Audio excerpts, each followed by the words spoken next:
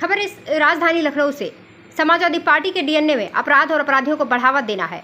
उप मुख्यमंत्री ब्रजेश पाठक ने आज सपा मुखिया अखिलेश यादव के द्वारा लगाए गए कई आरोपों का जवाब देते हुए कहा कि समाजवादी पार्टी अपराधियों का हमेशा साथ देती रही है।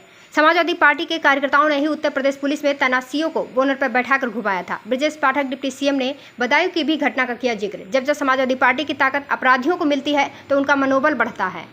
मुजफ्फरनगर में हमारी बेटी और हमारी बहन के साथ दुर्व्यवहार हुआ था। उसमें समाजवादी पार्टी की सरकार ने सिर्फ वोट के चक्कर में अपराधी को छोड़ दिया था। समाजवादी पार्टी का डीएनए यही है। उत्तर प्रदेश में 2017 के बाद से कानून व्यवस्था बेहतर हुई है। जितने भी अपराधी हैं वो डरे हुए हैं। हमारी सरकार शुरू से ही अपराधियों पर लगाम लगाने में काम कर रही है। समाजवादी पार्टी के लोग सोशल मीडिया पर डकैतों का संरक्षण करने का काम कर रहे हैं। सुल्तानपुर मामले पर सीसीटीवी के आधार पर मोबाइल लोकेशन निकालकर पुलिस कार्रवाई कर रही है। सपा पार्टी हमेशा अपराधियों के समर्थन में आने का काम करती है। चाहे कोई भी घटना हो, जिस व्यापारी के साथ घटना हुई है, पीड़ित के साथ कभी खड़ी नहीं हुई है। हमेशा अपराधियों को बचाने का काम करती रही है। हमारी सरकार चाहती है कि कानून व्यवस्था और बेहतर हो। बहू बेटी पर अत्याचार सबसे ज्यादा समाजवादी पार्टी की सरकार में होता था। सबसे ज्यादा अपराधियों को सजा दिलाने वाली सरकार सिर्फ बीजेपी है। सपा के शासनकाल में हमेशा अपराधियों के हौसले बुलंद रहते हैं। 32,000 करोड़ की परियोजनाएं धरातल पर उतर रही है। सबसे ज्यादा विकास अयोध्या का हुआ है। सपा सरकार के समय से ही राम भक्तों पर गोलियां चलाई गई। हम उत्तर प्रदेश में लॉ एंड ऑर्डर को मेंटेन करेंगे। जो भी दोषी होगा उसके ऊपर कड़ी कार्रवाई की जाएगी। समाजवादी पार्टी के डीएनए में अपराध और अपराधियों को बढ़ावा देना है। किसी भी स्थिति में हम लॉ एंड ऑर्डर को बिगड़ने नहीं देंगे। प्रदेश में हम भयमुक्त वातावरण प्रदान कर रहे हैं। समाजवादी पार्टी की सरकार में व्यापारियों को गुंडा टैक्स देना पड़ता था। अयोध्या का डेवलपमेंट कैसे हो गया? ये वही लोग हैं समाजवादी पार्टी के लोग जिनके पुराने शासनकाल में समाजवादी पार्टी की सरकार थी। अयोध्या में नियत थे राम भक्तों पर गोलियां चला करके खून की नदियां बहाने का काम मुझे अच्छी तरह याद है। हम लोग स्टूडेंट पॉलिटिक्स में थे। अयोध्या का जो ब्रिज है, सरयू माई का ब्रिज है, पूरा खून से रंगा हुआ था। राम मंदिर के आसपास की गलियां खून से रंगी हुई थी। ये सब समाजवादी पार्टी के शासनकाल में हुआ है। हमारी प्रतिबद्धता है कि हम उत्तर प्रदेश में लाइन ऑर्डर को मेंटेन करेंगे और जो भी दोषी होगा उसके खिलाफ कड़ी से कड़ी कार्रवाई होगी। फर्जी एनकाउंटर हो रहा है, सबकी जांच करवाएंगे। जो एनकाउंटर अभी हो रहा है सत्ता में आने पर सबकी जांच करवाएंगे। अखिलेश फर्जी एनकाउंटर कह रहे हैं, उसकी जांच करवाएंगे। मैं आपको स्पष्ट कर दूं, आप सब जानते भी हैं, जब कभी कोई एनकाउंटर होता है तो मजिस्ट्रेटी जांच होती है और मजिस्ट्रेटी जांच के बाद पूरा मामला अदालत में जाता है। माननीय न्यायालय सर्वोच्च है। भारतीय संविधान के तहत हमारी जिम्मेदारी है कि हम माननीय न्यायालय के निर्णयों का पालन करें और पूरा मामला मजिस्ट्रेटी जांच के बाद न्यायालय में जाएगा। समाजवादी पार्टी के लोग केवल खड़ियाली आंसू वोट के लिए कानून को दरकिनार करके, कानून व्यवस्था को ध्वस्त करके जनता को गुमराह करना चाहते हैं। प्रदेश जनता कभी इन्हें माफ नहीं करेगी।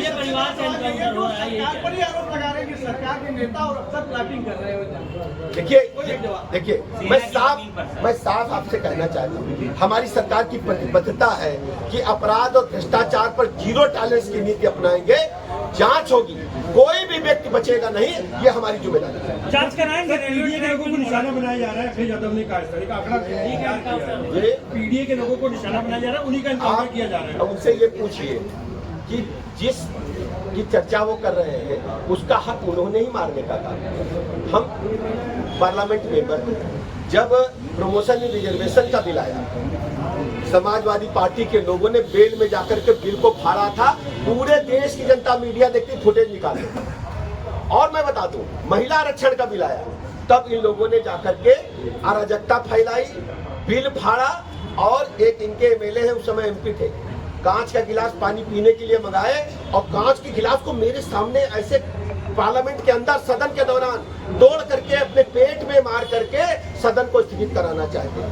इनके डीएनए में गुंडई अराजकता है और कुछ नहीं है। प्रदेश जनता अच्छी तरह जानती है। एक सवाल है, देखिए हमारी जिम्मेदारी है, हम अपने राज्य में लोगों को कल्याणकारी सरकार दें और उसकी प्रतिबद्धता हम दोहराते हैं। किसी भी स्थिति में लाइन ऑर्डर को खिलवाड़ करने की हम अनुमति किसी भी गुंडे, बदमाश, माफिया, लिच्चे, लफंगे को नहीं देंगे।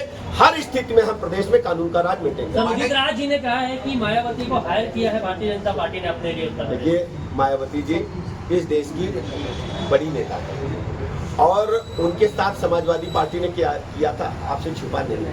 2 जून की घटना आज भी जब प्रदेश के लोग याद करते हैं, दलित समाज के लोग याद करते हैं तो सिहर उठते हैं।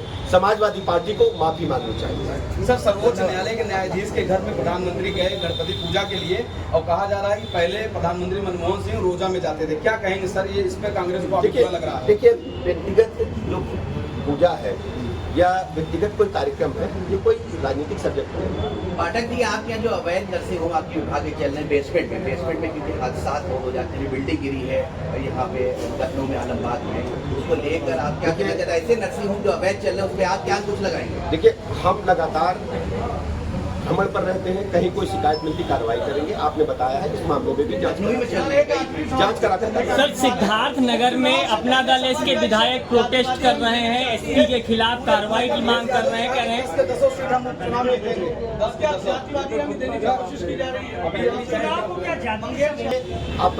अपराधी को बढ़ावा देना पुराना सगल रहा है। प्रदेश की जनता अच्छी तरह जानती है। हमारी सरकार की प्रतिबद्धता है कि हम सर्व समाज को साथ लेकर के चलेंगे, सबके लिए कल्याणकारी योजनाएं बनाएंगे और जन जन तक अपनी सरकार की योजनाओं तक पहुंचाने का काम करेंगे। प्रदेश में हम भयमुक्त वातावरण प्रदान करेंगे और ऐसी व्यवस्था बनाएंगे कि सबका विकास हो सके। आप देखते होंगे हमारी सरकार की नीतियां जन जन तक पहुंच रही हैं और सभी लोग प्रसन्न हैं। आप सुल्तानपुर जाकर के पूछिए, प्रदेश की जनता से पूछिए, आप उन व्यवसायियों से पूछिए, उन उद्योगपतियों से पूछिए, चौथ वसूली होती थी समाजवादी पार्टी की सरकार में। गुंडे बदमाश समाजवादी पार्टी के समर्थन से चौथ वसूली करते थे कि अगर आपने कोई फैक्ट्री लगाई है, कोई इमारत बनाई है तो आपको इतना % देना पड़ेगा, गुंडों को गुंडा टैक्स देना पड़ेगा, तभी वो व्यवसाय कर पाते। अपने कमरे में बुलाकर विद्यालय में रात में कर क्या रहे थे प्रबंधक महोदय?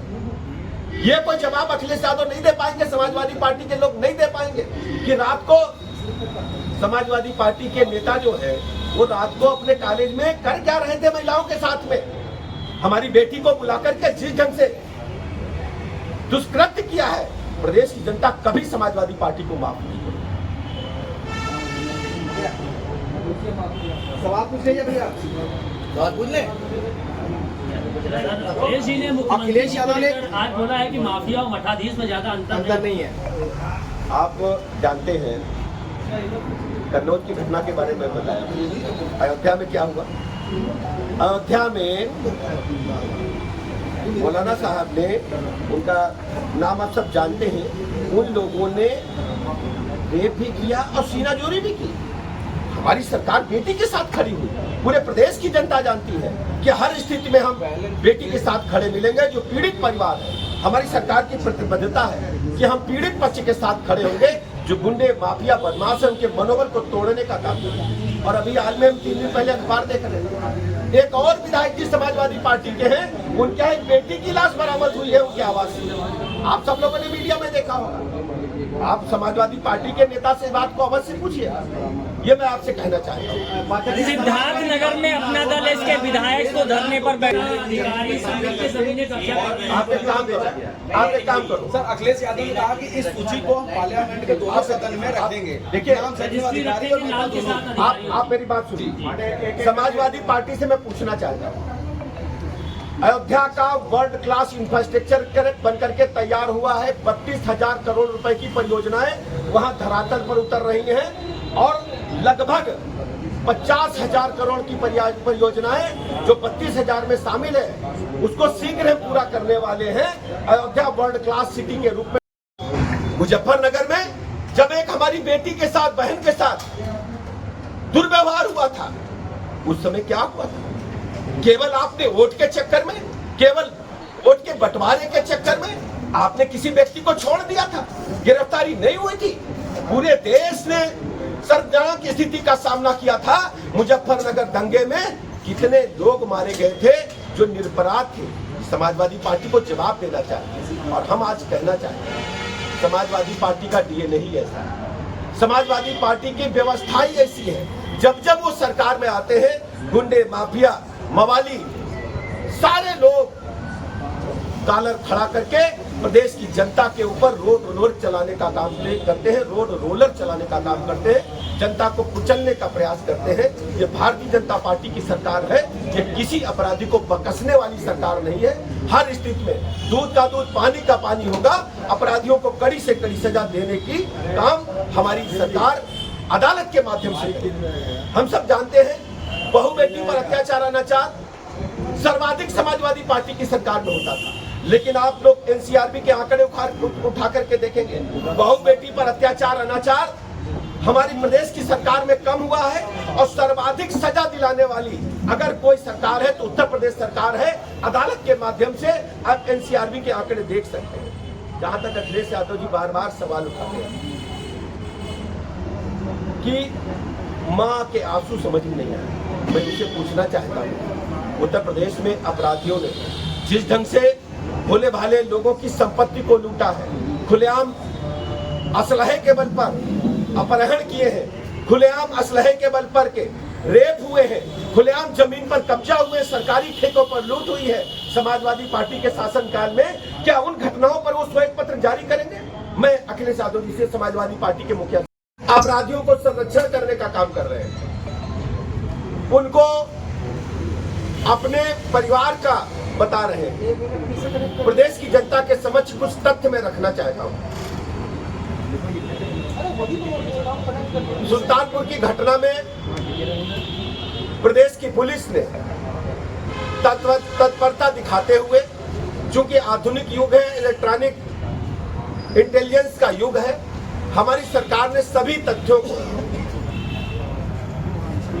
गंभीरता के साथ जांच के दायरे में लेते हुए सर्विलांस के आधार पर, सीसीटीवी फुटेज के आधार पर तथ्यों को जानकारी एकत्र की। जो लोग वांछित थे, सीसीटीवी फुटेज के आधार पर उनकी मोबाइल लोकेशन निकाल करके वांछित लोगों की पड़ताल करके, पहचान करके कार्रवाई प्रारंभ की। उस कार्रवाई के दौरान जो अपराधी पकड़े गए वो पुलिस मुठभेड़ में मारे भी ढेर सारे लोग गए। चाहे सुल्तानपुर की घटना हो या प्रदेश की कोई भी घटना हो, समाजवादी पार्टी हमेशा अपराधियों के समर्थन माने का काम करती है। ये पहला, मैं मुजफ्फरनगर में जब एक हमारी बेटी के साथ, बहन के साथ दुर्व्यवहार हुआ था, उस समय क्या हुआ था? केवल आपने वोट के चक्कर में, केवल वोट के बंटवारे के चक्कर में आपने किसी व्यक्ति को छोड़ दिया था, गिरफ्तारी नहीं हुई थी। पूरे देश ने सर्वजनिक स्थिति का सामना किया था। मुजफ्फरनगर दंगे में कितने लोग मारे गए थे जो निरपराध थे। समाजवादी पार्टी को जवाब देना चाहिए। और हम आज कहना चाहते हैं, समाजवादी पार्टी का डीएनए ही ऐसा है, समाजवादी पार्टी की व्यवस्था ही ऐसी है। जब जब वो सरकार में आते हैं, गुंडे, माफिया, मवाली, सारे लोग कॉलर खड़ा करके प्रदेश की जनता के ऊपर रोड रोलर चलाने का काम करते हैं, रोड रोलर चलाने का काम करते हैं, जनता को कुचलने का प्रयास करते हैं। ये भारतीय जनता पार्टी की सरकार है, ये किसी अपराधी को बकसने वाली सरकार नहीं है। हर स्थिति में दूध का दूध पानी का पानी होगा। अपराधियों को कड़ी से कड़ी सजा देने की काम हमारी सरकार अदालत के माध्यम से करेगी। हम सब जानते हैं बहु बेटी पर अत्याचार अनाचार सर्वाधिक समाजवादी पार्टी की सरकार में होता था, लेकिन आप लोग एनसीआरबी के आंकड़े उठा करके देखेंगे, बहु बेटी पर अत्याचार अनाचार हमारी प्रदेश की सरकार में कम हुआ है। और सर्वाधिक सजा दिलाने वाली अगर कोई सरकार है तो उत्तर प्रदेश सरकार है। अदालत के माध्यम से आप एनसीआरबी के आंकड़े देख सकते हैं। जहां तक अखिलेश यादव जी बार बार सवाल उठाते हैं कि मां के आंसू समझ में नहीं आए, मैं उसे पूछना चाहता हूं, उत्तर प्रदेश में अपराधियों ने जिस ढंग से भोले भाले लोगों की संपत्ति को लूटा है, खुलेआम असलहे के बल पर अपहरण किए हैं, खुलेआम असलहे के बल पर के रेप हुए हैं, खुलेआम जमीन पर कब्जा हुए, सरकारी ठेकों पर लूट हुई है।